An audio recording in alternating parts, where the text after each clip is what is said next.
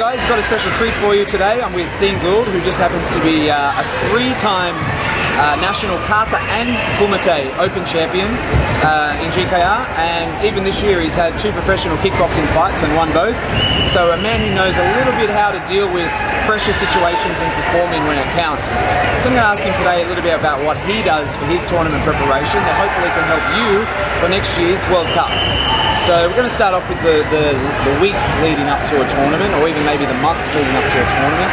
Is there anything, what do you do different when you're coming up for something important? When I take something important like a world title, I normally really focus on my fitness levels, making sure my fitness is up as high as it can possibly be. Like getting up early in the morning, jogging, or cutting in the morning from the afternoon, make sure I go for a long jog and skipping. And I'm also working a lot on my core strength, like doing a lot of sit-ups, plank work, making sure especially for my kata, I'm very stable and very solid. And also core helps me a lot with my kicks. So that's what I work on months before actual tournament. But about weeks before the tournament, I just really break everything down and go through everything slowly, never do it full focus, only half, maybe 3/4 pace, so I can actually feel what I'm actually doing wrong or what I'm maybe fix in my kumite or kata. So that's one of the big preparations I do. Can you just say my name for a minute? Right.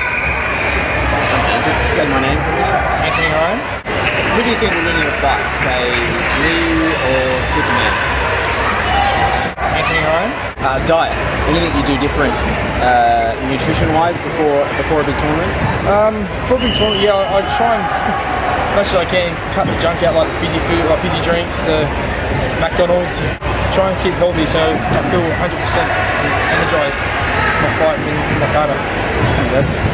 Now let's say it's a Wednesday and there's a big tournament on that Saturday.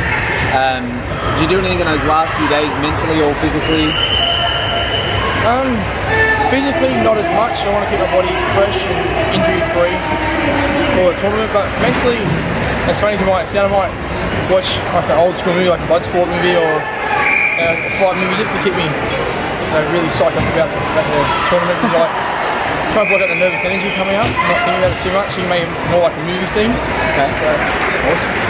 So you actually try to take your mind away from the event rather than sort of visualise and think about the event. Yeah, for me personally, when I think too much of the event, it's when I always think of things that could go wrong. Yeah. So if I take my mind away from it and things that I think might go wrong don't happen. It's just all about what I can do and what I can control. We're in Melbourne for the Nationals. Just a week ago, there was the Melbourne Cup race, the most famous horse race in Australia, the race that stops a nation.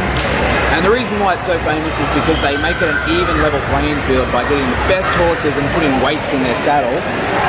So then that way you never know who's going to win. Yeah. So there's been rumours that GKR is thinking of doing the same for open division.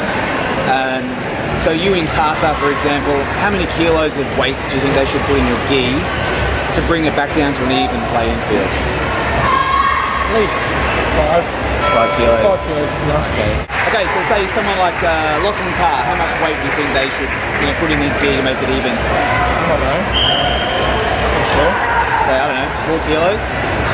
Yeah, sounds good. 4 kilos. Oh, trash talking, Lockie Carr, saying you're better than Lockie Carr. You heard it, folks, right here. Next year's World Cup, he's laying down the gauntlet. And say, for someone like me, if you put weight in my gi to make the kata field a little bit more even, what sort of weight do you think they should put on me? You can talk in tons if you need to. I don't know about putting weight in your gi. Maybe add a little weight to everyone else, make it more even. For your sake, maybe. So it's the morning of a tournament. You wake up. What do you do? What's your ritual for that morning? Well, I haven't got any lucky underwear, so I don't wear any of that. But, you don't wear underwear? Only sometimes. Only before kumite. But I'll just put my gi pants on, jacket, iPod, just chill out until I get to the tournament, and then marching is one of the big things for me. Just getting the whole New South Wales team, or even the Australian team that comes world titles, and just getting everybody psyched up and ready just to compete and compete physically well.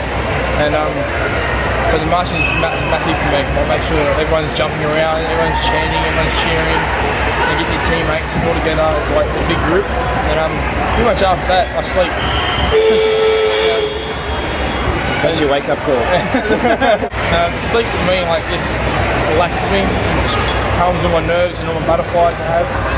And I normally wake up minutes before I have to sleep, which some people think it's a bit strange, but for me personally, it really chills me out, relaxes me, and it makes me think of what I have to do and not get too nervous and shaken about the event.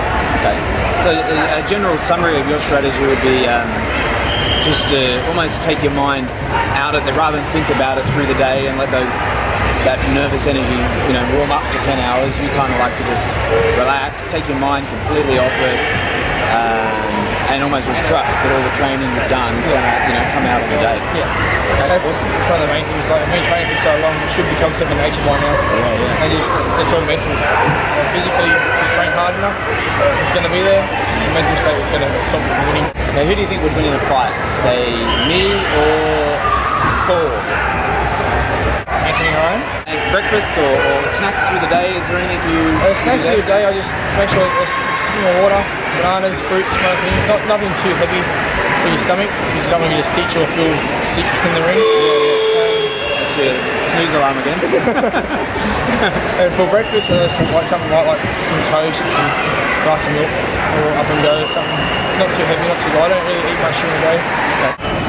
Do you do your kata beforehand? Yeah, I've only practiced my kata once or twice. I know a lot of people practice it more, but for me, if I practice it more than once or twice, I actually start thinking about all the things I'm doing wrong by kata. So when I get in the ring, I think, oh my god, I'm going to do this part wrong. And I freak out when I get to that move. So I only do it once or twice and focus on the things I'm doing right. Once I get in the ring, I only do the things I know I'm doing right, and I think about the bad moves. Yeah. I've got to fix, so we're working on it. Wow, that's really interesting, because it seems like your strategy is very much train your butt off in the months leading up, and then just really relax and mentally and physically, and just rely on all that training to come out on the day. Yeah. Okay. That's the way my strategy works. Fantastic. Who do you think would win in a fight between me and Iron Man? That's easy. Anthony Ryan. We're talking kumite now. Hajime, you're in the ring. Your opponent gets the first point, even that second point. How do you control that mind from the self-doubt taking over, and Well, you take one point at a time. So if they score against me, I get the point, it's back to 0-0. I score a point, and on the scoreboard I 1-0, but to me it's still 0-0. It's always that first point. It's never, oh my god, they're 2 up in front or they're 3 ahead. I've got to catch up. It's just 1 point at a time, make sure I get that 1 point.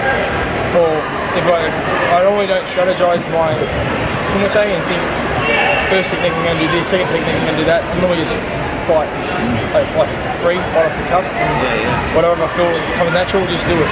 Don't hesitate, you lose. Advice for people competing in next year's World Cup: pitfalls people have with kumite. What holds people back from doing well?